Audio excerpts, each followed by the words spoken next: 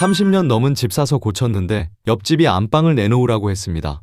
등기부 등본에 내 이름이 버젓이 있는데 옆집에 이사온 주인이 안방이 자기 땅이라고 합니다. 2년 전에 시골로 내려와 30년 넘은 단독주택을 샀습니다. 오래되고 낡았지만 많은 돈을 들여 리모델링을 했고 그렇게 겨우 사람 사는 집처럼 만들었습니다. 그런데 올해 옆집이 팔리면서 모든 일이 시작됐습니다. 옆집은 철거하고 건물을 올릴 거라고 했어요. 별일 없을 줄 알았는데 측량업체가 다녀가고 얼마 후 옆집 주인이 찾아왔습니다. 안방하고 거실 일부가 저희 땅을 침범했네요. 점유취득시효 문제가 있는 거 알고 계세요? 저는 순간 숨이 턱 막혔습니다. 점유취득시효라니요. 그 자리에서는 바로 무슨 뜻인지 이해가 안 됐습니다. 제 집은 제가 살기 전부터 30년 넘게 그 자리에 있던 집이었거든요. 제가 지은 것도 아니고 저는 등기까지 확인하고 샀는데 말입니다. 그때 부동산도 아무 말이 없었고요. 제가 당황하자 옆집 주인은 더 세게 말했습니다. 공사해야 하니까 안방을 뜯어내든지 보상하든지 하세요. 이제 와서 어떻게 안방을 내놓고 벽을 허물라는 건지 황당했습니다. 옆집 주인이 며칠 뒤 내용 증명을 보내왔어요. 법적 조치를 하겠다는 내용이었습니다. 화면을 2번 터치하면 이야기가 계속됩니다. 다음날 저는 예전 매매계약서와 항공사진, 리모델링 전 사진까지 모두 챙겨서 법무사에게 상담을 받았습니다. 법무사가 꼼꼼히 살펴보더니 말했습니다. 이건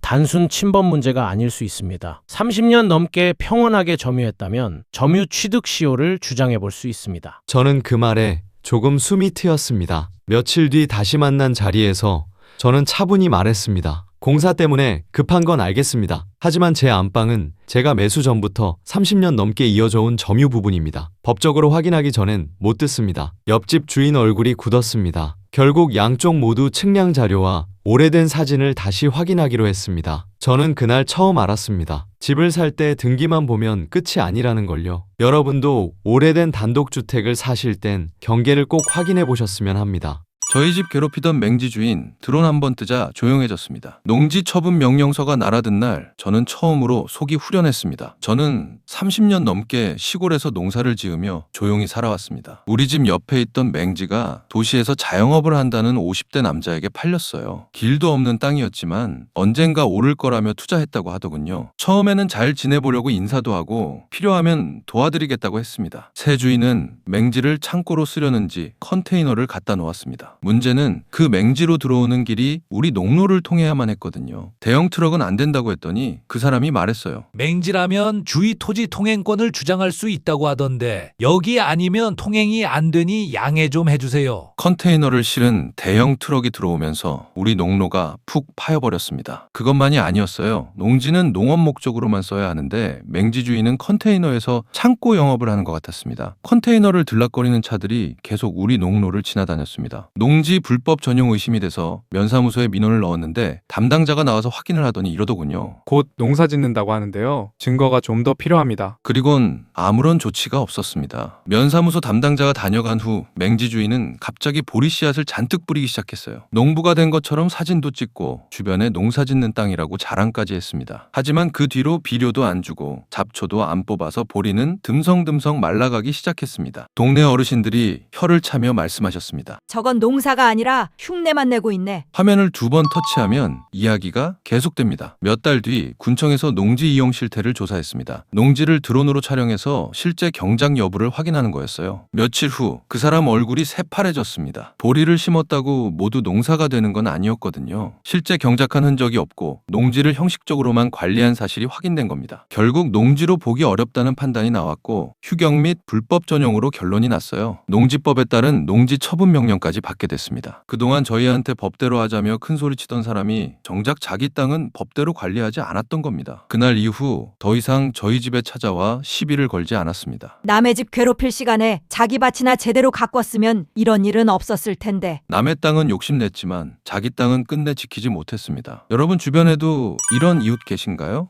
비워둔 밭에 갑자기 농사를 짓겠다더니 제초제부터 뿌렸습니다. 저희 동네에 오랫동안 잡초만 무성하던 밭이 있었습니다. 그런데 어느 날 갑자기 제초제 냄새가 마을에 진동했습니다. 저는 평생 시골에서 농사만 지으며 살다 보니 동네 밭 사정을 웬만큼은 다 압니다. 마을 입구에 오랫동안 방치된 농지가 하나 있었습니다. 주인 얼굴도 보기 힘들 정도로 몇 년 동안 농사는커녕 풀만 무성한 땅이었죠. 그런데 얼마 전부터 농지 관련해서 단속이 강화된다는 얘기가 이야기가 돌기 시작했어요. 농사 안 짓는 농지에 이행 강제금을 부과하고 심하면 강제 처분 명령까지 내린다는 말이었습니다. 마을 사람들 사이에서 술렁거렸어요. 몇 년 동안 얼굴도 안 비추던 옆밭 주인이 갑자기 나타났어요. 트럭에서 제초제를 잔뜩 내리더니 잡초 위에 쉴 새 없이 뿌리기 시작했습니다. 동네 사람이 묻더군요. 이제 농사 지으시게요? 그러자 웃으며 말했습니다. 네, 올해부터 심으려고요. 화면을 2번 터치하면 이야기가 계속됩니다. 며칠 지나자 잡초는 모두 누렇게 말라버렸어요. 곧바로 밭을 갈고 모종까지 심기 시작했습니다. 동네 사람들은 그래도 방치하는 것보단 낫지. 그래도 저러면 안 되는데 땅이 망가지는 거요. 라고 했습니다. 하지만 저는 마음이 편하지 않았어요. 제초제를 뿌린 지 얼마 되지도 않았는데 곧바로 작물을 심는 모습이 계속 걸렸습니다. 물론 제초제를 사용했다고 해서 농산물이 다 안전하지 않다는 건 아닙니다. 저는 수십 년째 농사를 지으면서 한 번도 농약 기준을 어긴 적이 없습니다. 흙이 살아야 작물이 살고 작물이 살아야 사람이 산다고 배웠어요. 그날 이후 저는 그 밭을 지날 때마다 괜히 한 번 더 바라보게 됩니다. 농사는 땅만 살리는 일이 아니라 사람의 먹거리를 책임지는 일이니까요. 단속을 피하려고 농사를 시작한 사람보다 성실하게 농사 짓는 사람이 손해보지 않는 세상이 왔으면 좋겠어요.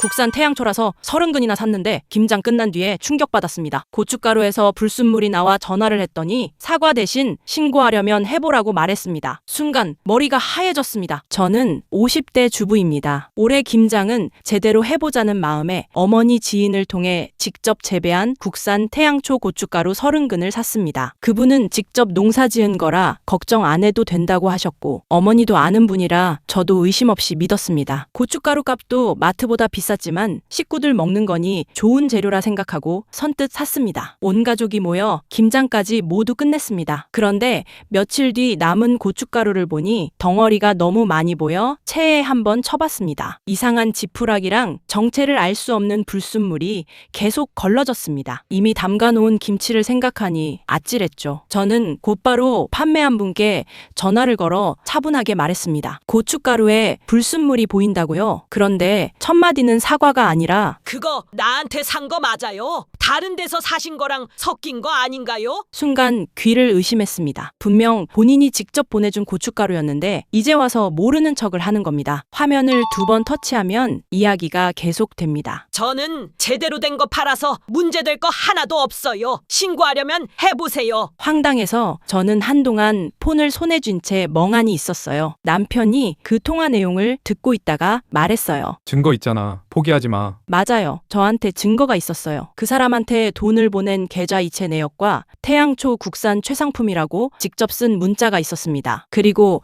불순물이 섞인 고춧가루 사진도 있었고요. 소비자원에 신고했습니다. 고춧가루 샘플도 보냈어요. 열흘쯤 지났을 때 그 지인한테서 연락이 왔습니다. 목소리가 완전히 달라져 있었어요. 고춧가루 유통 과정에서 문제가 생겼나 봐요. 환불해 드릴게요. 자기한테 산 게 맞냐던 사람이었습니다. 바로 전액 환불해 주더라고요. 그런데 이미 담근 김치는 어떡하냐고요. 저도 그게 제일 속상했어요. 결국 그 김치는 다 버렸습니다. 어머니께도 고민하다가 말씀드렸어요. 그 친구분이랑 사이가 어색해질까봐 망설였는데 말씀드리길 잘했습니다. 어머니도 그 사람한테 단단히 한마디 하셨다고 하더군요. 여러분이라면 이런 고춧가루 받고 그냥 가만히 계시겠습니까?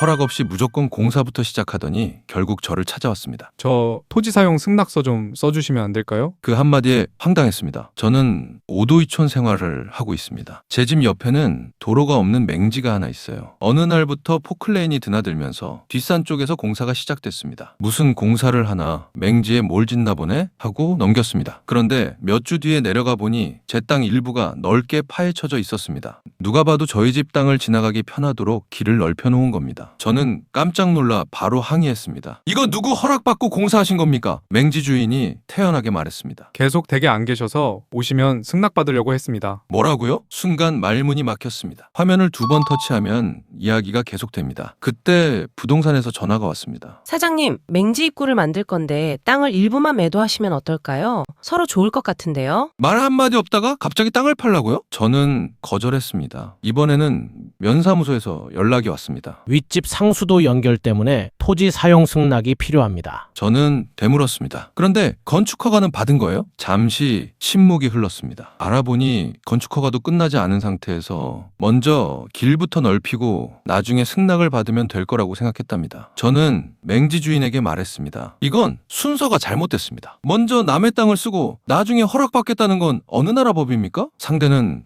끝까지 말했습니다. 사정이 급해서 그랬어요. 조금만 도와주시면 안 됩니까? 저는 단호하게 대답했습니다. 미리 협상을 했어야죠. 허락도 없이 무조건 포클레인으로 땅부터 파면 이건 무단 침범이지 않습니까? 결국 저는 원상복구를 요구했고 필요하면 적법한 절차에 따라 협의하겠다고 통보했습니다. 며칠 뒤 포클레인이 다시 들어왔습니다. 이번에는 길을 만드는 것이 아니라 제 땅을 원래 상태로 되돌리는 작업이었습니다. 처음부터 사정을 말하고 부탁했다면 저도 충분히 생각해 봤을 겁니다. 순서를 지켰다면 결과도 달라졌을지 모릅니다. 여러분, 이런 상황 이해가 되십니까? 며느리 차 사라고 2천만 원 보태줬는데 2달 뒤 황당한 사실을 알았습니다. 차는 분명 샀는데 이상하게 아들은 그 차를 한 번도 못 타봤다고 했습니다. 저는 69입니다. 아들네는 맞벌이를 하는데 차가 2대입니다. 며느리가 보험 영업을 해서 본인 차가 꼭 있어야 한다고 했어요. 이번에 며느리 차가 오래돼서 바꿔야 된다고 하길래 저는 큰맘 먹고 예금을 깨서 차값의 절반을 보태줬습니다. 며느리는 항상 일 때문에 바쁘다는 이유로 명절에만 잠깐 얼굴을 비추고 평소에는 집에 거의 오지 않았는데 연신 고맙다며 잘 타겠다고 인사하러 왔어요. 저도 일이 바쁘다니 이해하고 뭐라고 안 했습니다. 그런데 이상한 게 차를 산 지 3달이 지났는데도 아들이 한 번도 그 차를 타보지 못했다는 겁니다. 왜 아직도 못 타봤다니? 그러자 아들이 머뭇거리며 말했습니다. 워낙 바빠서 얼굴도 잘 못 보는데 뭐. 왠지 마음 한구석이 찜찜했습니다. 화면을 2번 터치하면 이야기가 계속됩니다. 얼마 뒤 주말에 식사를 하게 되어 며느리를 만났습니다. 제가 웃으며 물었습니다. 차는 잘 타고 다니니? 그러자 며느리가 아무렇지 않게 말했습니다. 2달 정도 타보니까 저랑 잘 안 맞더라고요. 마침 친정아버지가 차가 필요하시다길래 타시라고 드렸어요. 순간 귀를 의심했어요. 제가 보태준 돈으로 산 차를 상의 한마디 없이 친정으로 보냈답디다. 속에서는 수많은 말이 올라오는데 그 차값 절반은 내가 낸 돈인데 바깥 사돈은 내가 돈 보탠 걸 아시나? 하지만 끝내 아무것도 묻지 못했어요. 며느리 수입이 아들보다 훨씬 많았고 괜히 한마디 했다가 아들 부부 사이만 어색해질까 두려웠습니다. 집으로 돌아오는 길 마음이 참 허전하고 생각이 많아졌습니다. 고맙다는 말보다 상의 한마디 없었다는 사실이 더 서운했습니다. 여러분, 서운한 마음을 참고 넘어가야 될까요? 아니면 한마디 해야 할까요? 땅 경계가 밝혀진 뒤부터 옆집 행동이 더 황당해졌습니다. 내 땅 돌려놔! 당장 돌려놓으라고! 옆집 할아버지가 툭 하면 소리치셨습니다. 저희 집과 옆집은 원래부터 사이가 좋지 않았습니다. 결정적으로 틀어진 건 땅 경계 때문이었어요. 옆집에서는 오래전부터 자기네 땅이라고 주장했고 저희는 우리 땅이라고 맞섰습니다. 결국 돈을 들여 정식으로 경계 측량까지 했고 저희가 이겼습니다. 저는 그걸로 끝날 줄 알았습니다. 그런데 그때부터 시작이었습니다. 어느 날 아침 마당에서 쾅쾅 소리가 났습니다. 나가보니 옆집 할아버지가 지팡이로 제 차를 두드리고 있었습니다. 할아버지,